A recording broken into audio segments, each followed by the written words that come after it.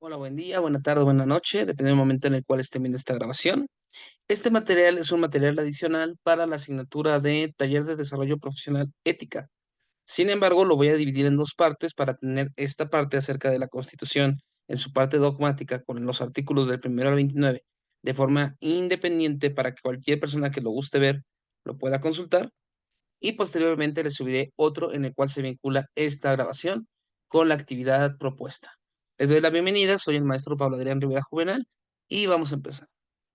Dentro de nuestro órgano supremo, dentro de la Constitución, hay una parte considerablemente importante que va del artículo primero al 29, los cuales tratan sobre derechos humanos, los principios y valores que rigen a la Constitución y en sí es la protección de los derechos humanos y la dignidad de la persona. Vamos a analizar cada uno de ellos de forma breve, aclaro.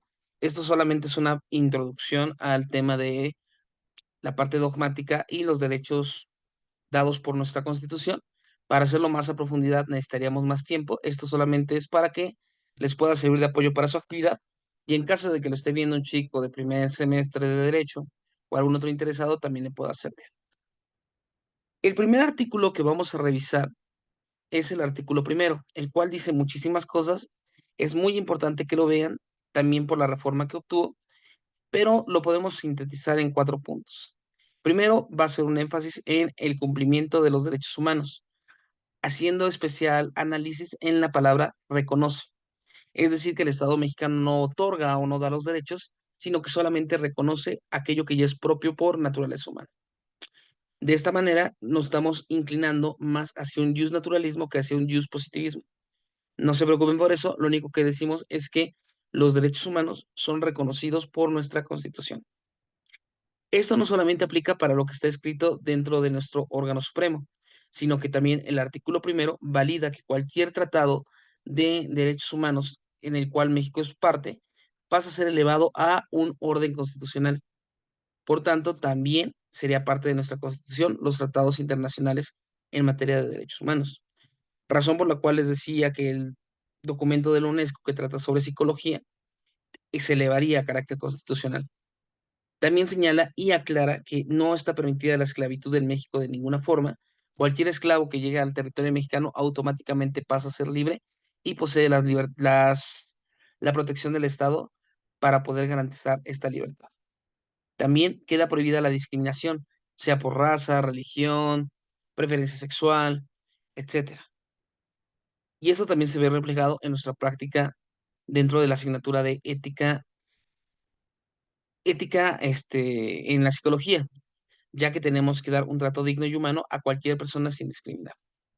Del artículo primero nos pasamos al segundo, el cual va a hacer acento en 3 puntos. La primera es que México es un país o una nación pluricultural, lo cual quiere decir que reconocemos la variedad cultural que existe en nuestro país. Grupos indígenas, grupos mestizos, grupos afrodescendientes, y cada uno de estos va a ser reconocido como parte integral de nuestra nación. De allí que también los idiomas o las lenguas indígenas sean reconocidas como parte de nuestra cultura y de nuestro lenguaje. El segundo punto importante es que existe una libre determinación de los pueblos indígenas. Debido a que tienen sus propios usos y costumbres, sus propias formas de llevar a cabo, va a ser permitido su libre determinación, siempre y cuando no atenten contra los derechos humanos. Y volvemos a recalcar, no discriminación hacia pueblos indígenas, no discriminación hacia ningún tipo de persona, pero en este caso hacemos un énfasis en los pueblos originarios porque históricamente han sido maltratados. Aquí el artículo segundo vuelve a hacer énfasis en este punto sobre la protección de los derechos. El tercero es de los más conocidos, si no lo recuerdan, lo hacemos brevemente, trata sobre el derecho a la educación, explicando que el derecho a la educación en México es de todo ser humano, desde el nivel básico hasta llegar a la preparatoria y universidad, siendo la universidad los estados de la República los encargados de poder llevar a cabo las condiciones para el ejercicio de este derecho. También hay que partir de que la educación es un acto humano y por tanto se tiene que basar en la dignidad de la persona. Ninguna educación que dañe o vulnere los derechos de una persona es una educación digna. Tenemos el caso que también se complementa con el artículo primero de niños que han metido amparo por el uso de cabello largo de colores en secundarias, bajo el argumento de que con el cabello no se estudia, lo cual es totalmente cierto. Entonces, una educación digna tiene que permitir el libre desarrollo de la personalidad de los chicos y darles todas las garantías para una educación óptima. Y lo que les había mencionado, en el sistema mexicano se da la educación gratuita desde el nivel preescolar hasta el nivel preparatoria y a nivel universidad cada estado tiene que fomentar las condiciones para que se lleve a cabo. Inclusive se han presentado amparos, hay uno muy famoso de la Escuela de Derecho para conseguir educación gratuita en nivel maestría, doctorado o diplomados que usualmente suelen llegar a ser de paga, pero hay amparos porque dicen que el derecho a la educación es de todos y se puede justificar. No voy a ahondar más en él, porque no estamos como tal en una clase de derecho.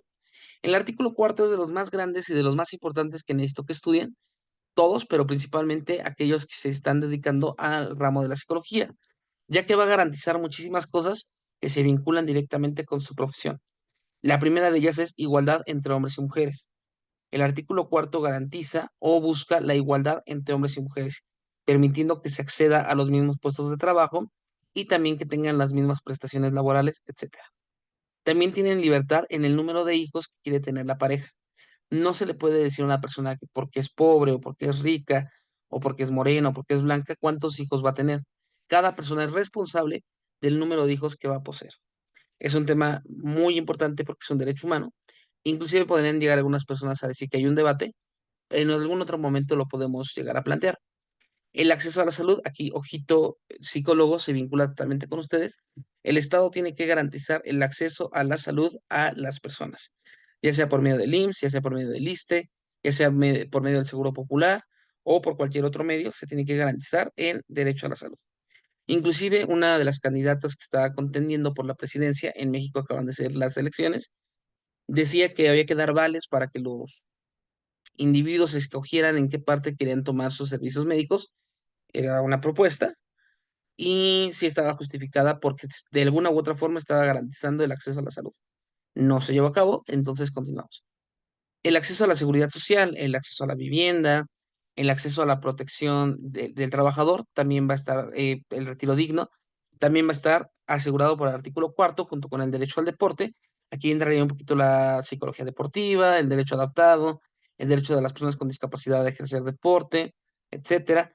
Derecho a la vivienda, aunque en la práctica en México no se está cumpliendo y hay un grave problema de gentrificación.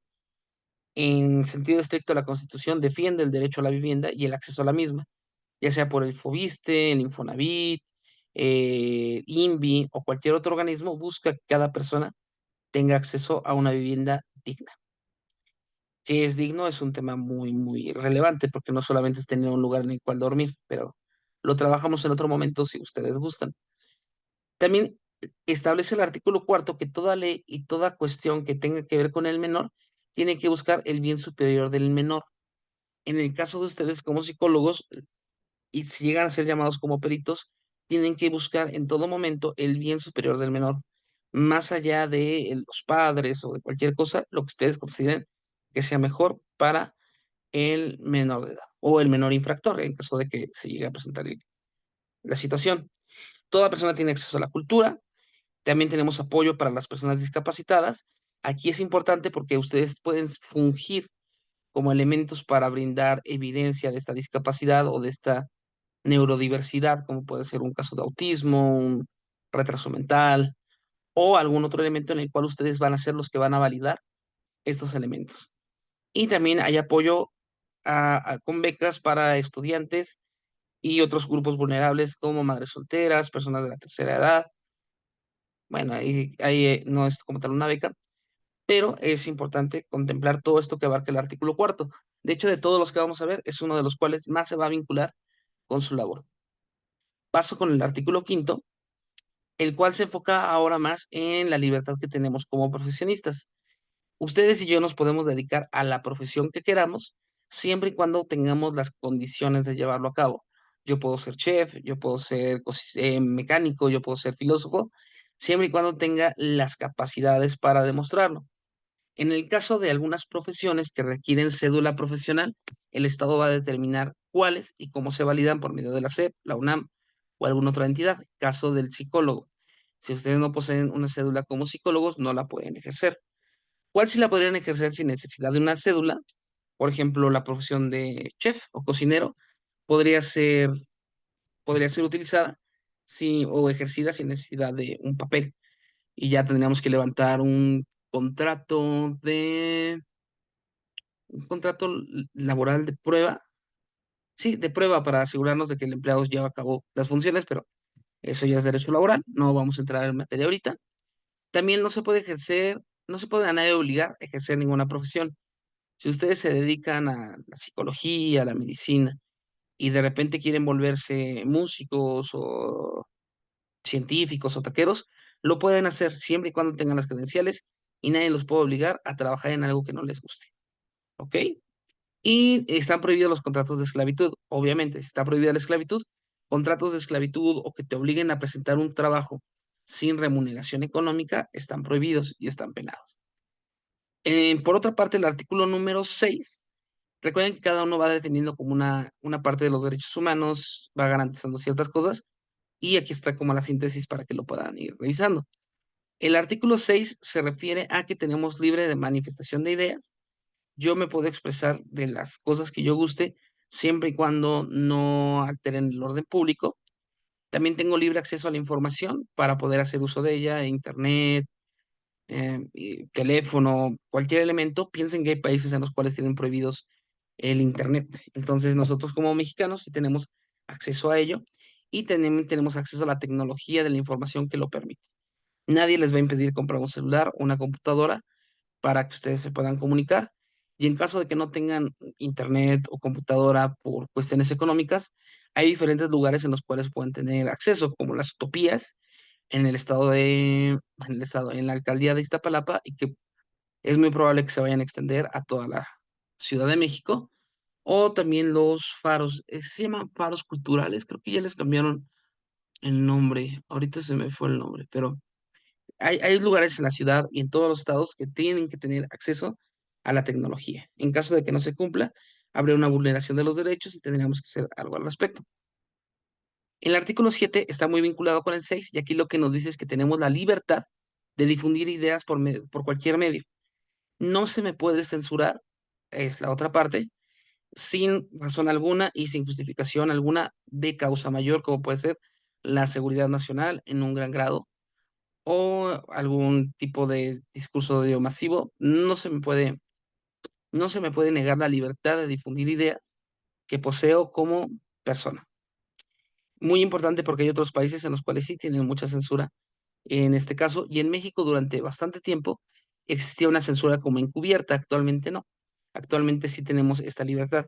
Si no, vean los memes, las caricaturas que hay sobre diferentes actores políticos que muestran esta libertad, y que inclusive había una propuesta de ley que era la ley meme, bueno, se le conocía, que trataba de prohibir el uso de burlas hacia servidores públicos, no fue aceptada por esta misma característica de la libertad de difundir ideas por cualquier medio. El octavo les va a parecer un poco lejano, pero en realidad es muy cercano a ustedes. Es el derecho de petición. Cualquier servidor público tiene la responsabilidad de contestar las preguntas correspondientes a su cargo, a su jurisdicción, si ustedes la escriben por medio de una petición apoyada en el artículo octavo. Ejemplo, si la alcaldesa de la Cuauhtémoc no me parece cómo está llevando a cabo los fondos en materia de limpieza de la alcaldía, no sé, puedo lanzar una petición escrita, tiene que ser escrita. No, no es válido que lo pongan en TikTok o en Facebook, había una ley en proceso, no fue aceptada. Tiene que ser una petición escrita en la cual se le pida la información necesaria. En caso de que tenga la información, por ley tiene que darla. En caso de que no la posea o que no sea su responsabilidad, les tiene que contestar con esto, decirles, ¿sabes qué? No es mi jurisdicción, no puedo hacer nada, me tengo que ir te comparto a la persona que sí lo puede llevar a cabo. También hay páginas en internet, otro día lo vemos, en las cuales ustedes pueden revisar la declaración patrimonial de los servidores públicos, saber cuánto ganaron, saber si tienen propiedades o demás, para que ustedes estén tranquilos de que hay transparencia en el servicio público. El artículo noveno, ya nos dejamos un poquito de lado de los servidores públicos y nos vamos por el derecho a asociación. El derecho a asociación lo que dice es que toda persona tiene derecho a asociarse o reunirse de forma pacífica con otros grupos de personas, ya sea para una marcha, ya sea para jugar un partido de fútbol, para ver un juego en un estadio. Toda persona tiene, para hacer una empresa, todas las personas tienen el libre derecho de asociación, siempre y cuando se hable de política, para hacer algún cambio político o algún movimiento político, no exista personas extranjeras participando, porque entonces se vulneraría la soberanía y se haga de forma pacífica. Ese es el artículo 9. Para ustedes, en el campo de la psicología, lo podemos ver con la psicología social, la libertad de asociación, los grupos de trabajo y demás, cómo está garantizado que ustedes lo puedan llevar a cabo. El artículo 10 es interesante porque muchos no lo conocen. Lo que señala es que toda persona tiene derecho a la posesión de armas en su domicilio. Es decir, yo puedo tener el derecho de tener las armas que quiera, siempre y cuando sean de uso siempre y cuando no sean de uso exclusivo del ejército y que, porque están prohibidas, yo puedo tener las armas que guste en mi domicilio para defensa. Ya las condiciones para hablar de legítima defensa es otro tema aparte, pero tengo este elemento en consideración. Es importante tomarlo en cuenta por si en algún momento llegan a tener un paciente o llegan a tener una persona y les comenta que tiene armas en su domicilio o demás. No se alarmen, no lo traten de denunciar, es legal tener armas. Ya si les dice que ya va por la calle con un arma, ahí ya no, ahí ya necesita unos permisos y unas condiciones especiales y ya entraríamos en otro campo. Pero bueno, este está un poquito alejado de ustedes. El artículo 11 nos habla sobre la libertad de tránsito y derecho de asilo. La libertad de tránsito se refiere a que toda persona tiene el derecho de moverse libremente por el país, sea mexicano, sea extranjero, siempre y cuando cumpla con no estar privado de su libertad, no estar violando la ley, tiene libre derecho de tránsito. Y México otorga el derecho de asilo para cualquier persona que haya sido vulnerado en sus derechos humanos, o sea, un disidente político o haya sido afectado por alguna ley en sus derechos básicos, México le otorga un derecho de asilo. Y dentro del derecho de asilo ya entraría la protección, entraría el cuidado psicológico, otra vez ustedes entrarían en el juego para determinar si hay causales para determinar que necesita el asilo, etcétera. El artículo 12 de nuestra Carta Magna nos habla sobre que son inválidos los títulos de nobleza. También está un poquito alejado de ustedes, pero se los comento. En países como Inglaterra tenemos los lords, los earls, príncipes, reyes. En México no. En México somos un país laico, entonces toda persona en el país no posee títulos de nobleza de ningún tipo. Todos somos ciudadanos. Si acaso tenemos una distinción es por nuestro nivel de estudio, licenciados, ingenieros, doctores, pero eso no importa. Todos tenemos el mismo voto, tenemos la misma importancia y es lo que señala el artículo 12, que todos somos iguales ante la ley, prohibiendo los títulos de nobleza. ¿Ok? El artículo 13 nos habla sobre que toda persona, regresando con lo anterior, si todos somos iguales ante la ley, no van a existir tribunales especiales, no va a haber fueros, o sea, disculpas especiales para ninguna persona en el orden privado, y la jurisdicción militar solamente va a ser aplicable en el ámbito militar o en momentos muy específicos. Es decir, que toda persona en México tiene que ser juzgado ante la ley de una forma igualitaria para todos. Importante para ustedes porque, por ejemplo, si nos guiamos por el código de ética del psicólogo o por el código de la Asociación de Psicología Americana, vamos a ver que ya hay reglas, ya hay normas. Sin embargo, no hay forma que ellos nos puedan juzgar. Son entes particulares. Se tendrían que dirigir o canalizar a las autoridades pertinentes en cada campo.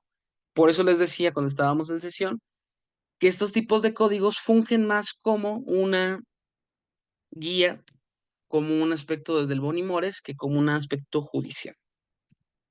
El artículo 14 nos habla sobre elementos muy importantes ya en el ámbito penal. Recordemos que ustedes también van a trabajar como psicólogos con personas en situación de privación de la libertad. ¿Qué elementos son importantes para ustedes? Y también por si en algún momento llegan a caer, es importante saberlo. Es que no existe retroactividad en perjuicio de la persona. Si algo era legal cuando se cometió y posteriormente es ilegal, no te pueden juzgar por eso. no se puede regresar la ley para afectarte. Para beneficiarte, sí. Digamos, algo que era ilegal y que ahora es legal, automáticamente se puede meter algo para poderte liberar de la pena. Pero al revés, no se puede juzgar a nadie por una ley que no existía cuando fue juzgado.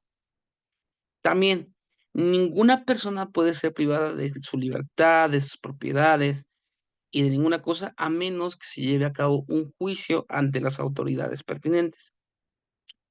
También ténganlo muy en cuenta, por si en algún momento tienen alguna empresa encaminada al cuidado de la salud psicológica o tienen algún tipo de cosa que tenga su nombre, está prohibido que se las quiten o se las enajenen si no hay un juicio de por medio. Y este juicio tiene que ser formal y debido y siguiendo el debido proceso. Si se rompe el debido proceso, automáticamente ya no es un juicio legal y pasan cosas muy interesantes y beneficiosas para la persona que fue vulnerada en esa circunstancia. Y no se aplica analogía en caso penal. Importante. En la ley, en algunos casos, como en el ámbito civil, se puede prestar a la interpretación de los jueces para ver su aplicación. En el caso penal, no. En el caso penal se tiene que llevar a cabo lo que dice el Código de Procedimientos Penales. Ahí nos tenemos o el Código Penal Federal, ahí nos tenemos que guiar con lo que dice a pie de letra para saber la sentencia. Ustedes pueden participar, por ejemplo, en este caso como peritos y tienen que entender la responsabilidad que juega en sus manos, porque lo que ustedes argumenten puede servir para encuadrar una conducta en un delito y eso le puede traer años de prisión a una persona o pérdida de muchas cosas. Entonces, es importante ser responsables en ese aspecto.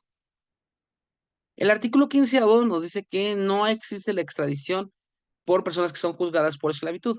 Digamos que un país sí acepta la esclavitud y un esclavo llegó aquí a México y ahora quieren que lo extraditen. México dice no, yo protejo los derechos humanos, no tocas a esa persona porque estarías vulnerando su humanidad.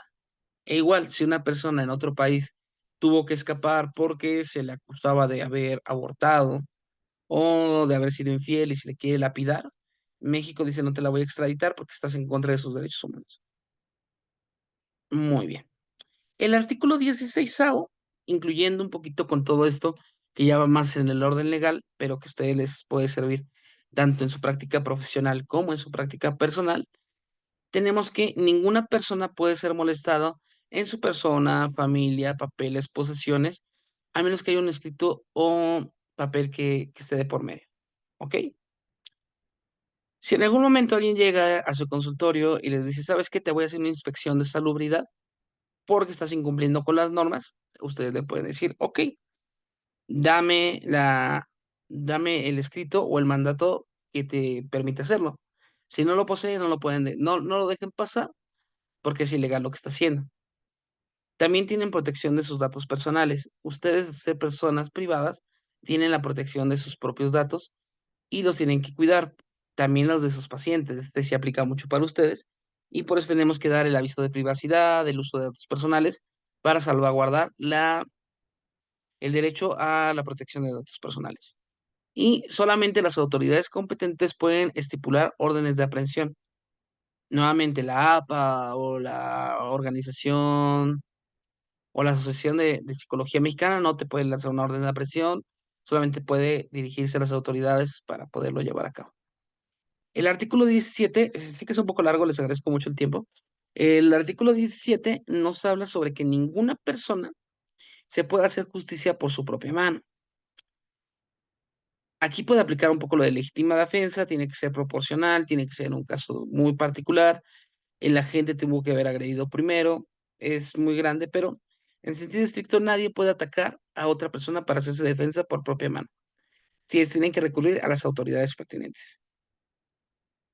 También toda persona tiene derecho a que se le administre justicia en un tribunal, tiene derecho a ser escuchado y se va a priorizar la resolución sobre los problemas que los formalismos. En caso de que ustedes llegaran a caer en alguna situación en la cual van a estar en un tribunal, tienen que entender que tienen el derecho a ser escuchados, el derecho a réplica, etcétera, y que no van a ser sentenciados solamente de forma ciega. Y también no hay justicia por propia mano, y aquí va a haber algunos casos en los cuales se les llame como perito para determinar si la persona actuó premeditadamente o si la persona estaba impulsada por algún tipo de emoción muy fuerte, por estrés y demás. En el campo de psicología y derecho deportivo, aquí está muy, muy interesante porque un deportista que golpea a otro lo hizo por el estrés, la presión y la euforia del momento, lo hizo premeditadamente para afectar al otro jugador. ¿Cuál es el punto? Son elementos que ustedes van a tener que resolver. Por otra parte, el artículo 18 nos señala que solamente para los delitos que merezcan prisión preventiva va a ser las que van a tener privación de la libertad. Fuera de ello, ninguno. Este tema va a ser muy importante en este sexenio porque hay algunos que tratan, bueno, hay algunas que tratan de incluirse ahora con prisión preventiva, va a ser un tema interesante, y también el sistema penitenciario se apoya en los derechos humanos. Y como habíamos visto en el artículo cuarto, un derecho humano es el derecho a la salud. Por tanto, los sistemas penitenciarios tienen que tener psicólogos capacitados para atender a los pacientes. Y aquí entran ustedes nuevamente. Es un derecho humano que ustedes puedan apoyar a estas personas. Y también capacitar a los policías y a los demás gendarmes para que su actuación sea conforme a los derechos humanos y el trato digno y el cuidado de la salud mental. Bajo el mismo tenor, en el artículo 19 se nos señala que ninguna detención ante autoridad judicial puede exceder el plazo determinado.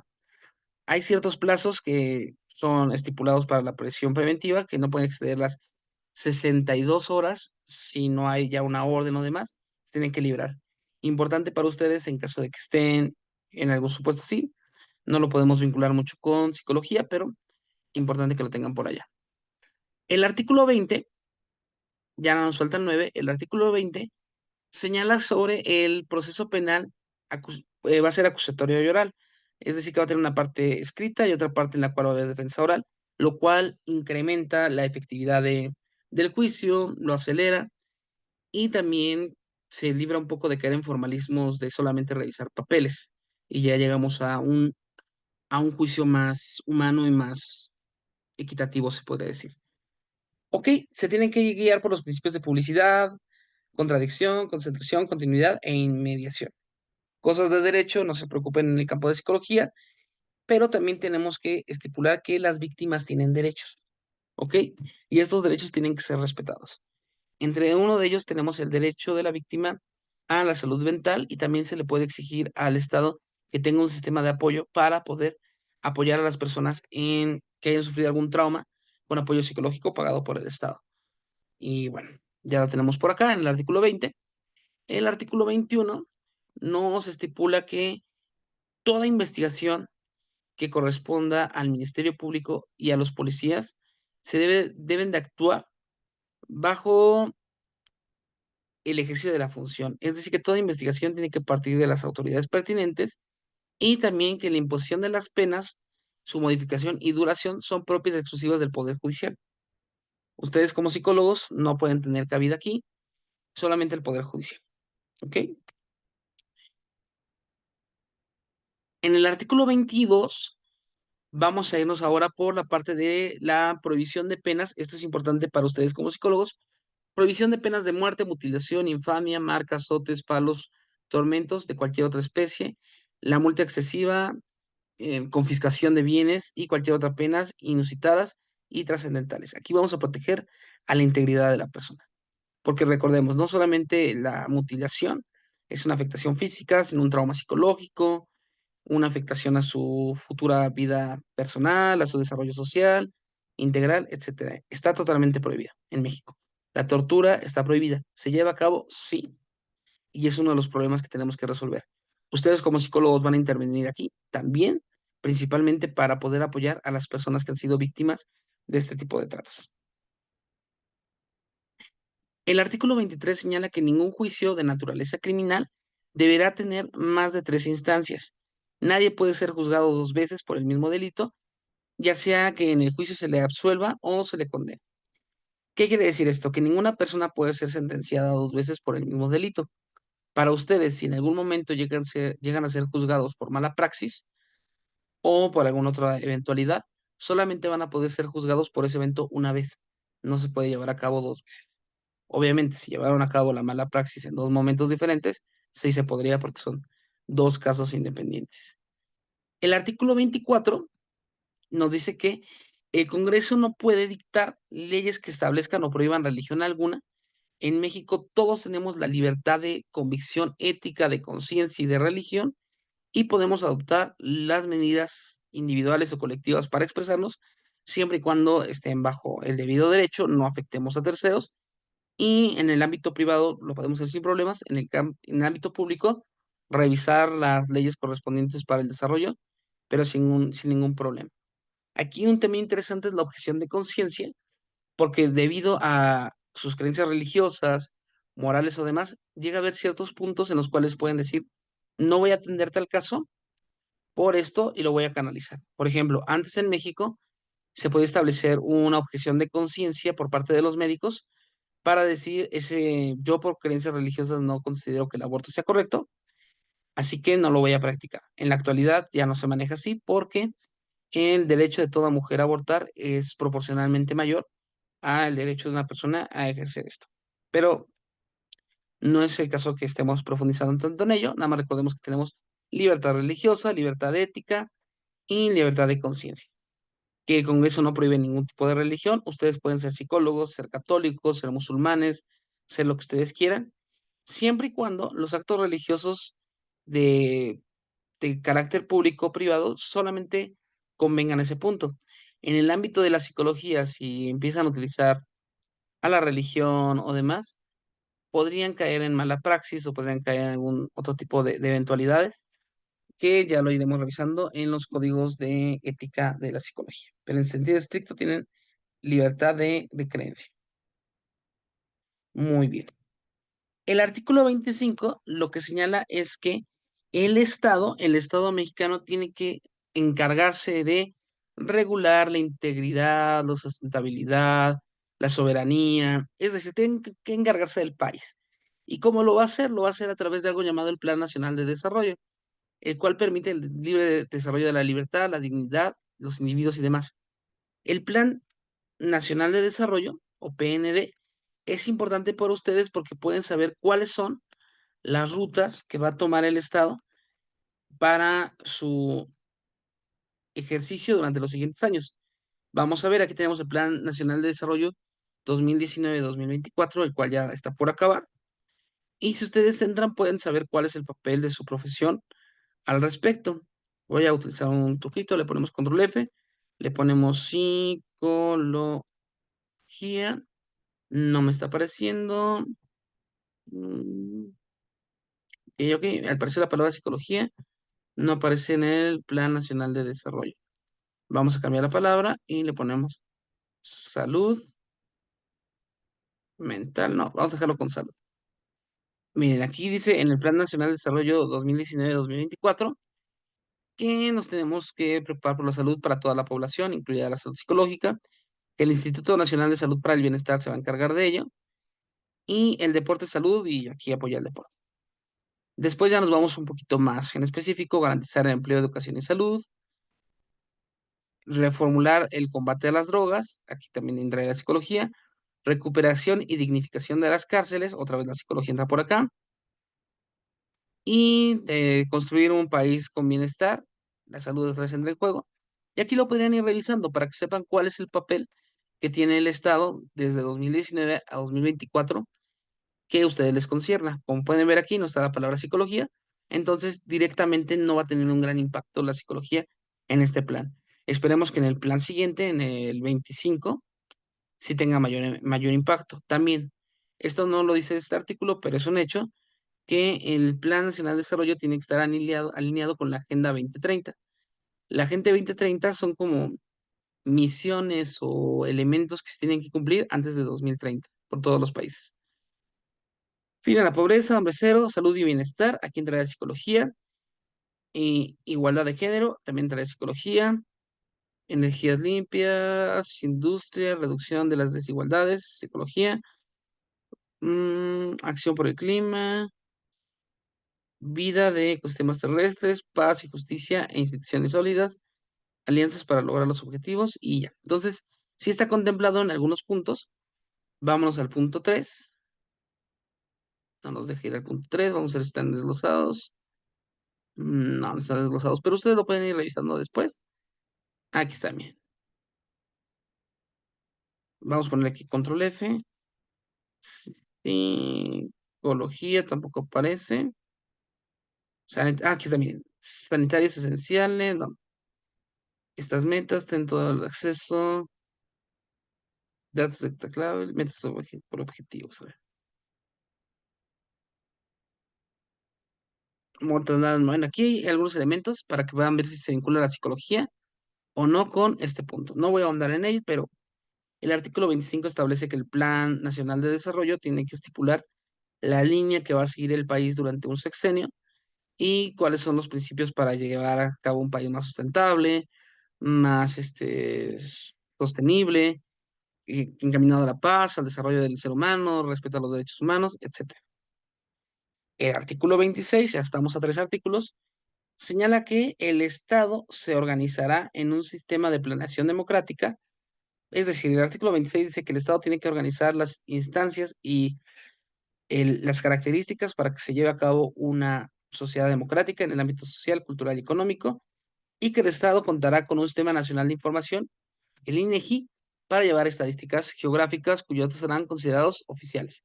Importante porque el INEGI suelta muchas encuestas acerca de la psicología. INEGI Psicología. Yo hace poco consulté una de COVID, que era sobre la COVID, y está por ahí. Entonces, miren, aquí tenemos salud mental. Este tema incluye, y aquí tenemos defunciones registradas por suicidios, y ya tenemos cómo ha incrementado muchísimo. Porcentaje de defunciones registradas por suicidios con respecto al total de muertes violentas. Ok, en México hay más muertes violentas que suicidio, y lo podemos ir como revisando. Esto es válido porque el Estado nos tiene que estar proporcionando estas gráficas, dado el artículo 26. Y es una gráfica que tiene que ser, bueno, estudios que tienen que ser neutrales, en la medida de lo posible, lo más objetivos posibles, y la ley lo está validando como una fuente correcta. En el artículo 27, en el artículo 17, es uno de los más conocidos, nos habla sobre la posesión de tierra, sobre que el Estado mexicano es el dueño absoluto de los bienes que hay en la tierra, en el aire, en el agua, en el subsuelo, zona marítima, etcétera. Y también recalca que hay como 4 tipos de propiedades, una de las cuales está prohibida, que es el latifundio, prohibidos desde la Revolución porque eran extensiones muy grandes de tierra en manejo de pocas manos. La propiedad digital, que es una propiedad comunal para el cuidado o sustento de una comunidad indígena, propiedad pública, que es para el beneficio de todos, como una biblioteca, y propiedad privada, que es la que el Estado le da a los particulares para su propio desarrollo, como puede ser una casa o un departamento. El artículo 28 constitucional nos habla sobre que el Estado, o bueno, los Estados Unidos mexicanos, están prohibidos los monopolios. Es decir, existe Coca-Cola, tiene que existir Pepsi, tiene que existir Dr. Pepper, y no puede haber un monopolio absoluto de ellos. De igual forma, ustedes tienen el derecho a ejercer y hacer sus propias empresas del cuidado de la salud mental, sin que por eso se les prohíba porque hay un monopolio que lo esté abordado en todo. Hay algunas cosas que son las áreas estratégicas del gobierno, los cuales incluyen hidrocarburos, electricidad, etcétera, que son muy reducidos y esos son solamente del Estado, no les afecta a ustedes como psicólogos. Aquí lo importante es que ustedes tienen la certeza de que el Estado nunca va a generar una empresa o un monopolio con el cual ya no puedan competir, sino que tienen total acceso. Y para terminar, es un punto importante, es como el límite, el artículo 29 nos dice que en caso de invasión, perturbación grave de la paz o de cualquier otro que ponga la sociedad en grave peligro de desaparecer, o un conflicto muy, muy grande, el presidente de los Estados Unidos mexicanos, con la aprobación del Congreso de la Unión, o sea, 2 poderes, va a poder estipular la suspensión de estos derechos que les acabo de mencionar de forma limitada y restringida hasta que el país vuelva a tener las características necesarias para poderlo llevar, lo cual tiene que ser en un breve tiempo. Este es como el grado sumo de estado de emergencia.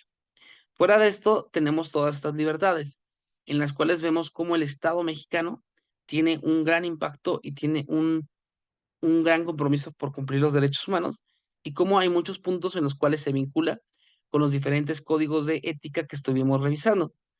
Hasta aquí va a durar este video, en un momento lo subo y voy a hacer un video complementario a este, explicando ahora sí cómo se vinculan estos artículos con la actividad de la unidad 3 en el foro de reflexión. Les deseo una bonita tarde, una bonita noche, un bonito día, dependiendo del momento que estén viendo esta grabación. Y si estás aquí por casualidad por otra asignatura, también te mando un saludo y espero que haya sido de utilidad. Bye bye.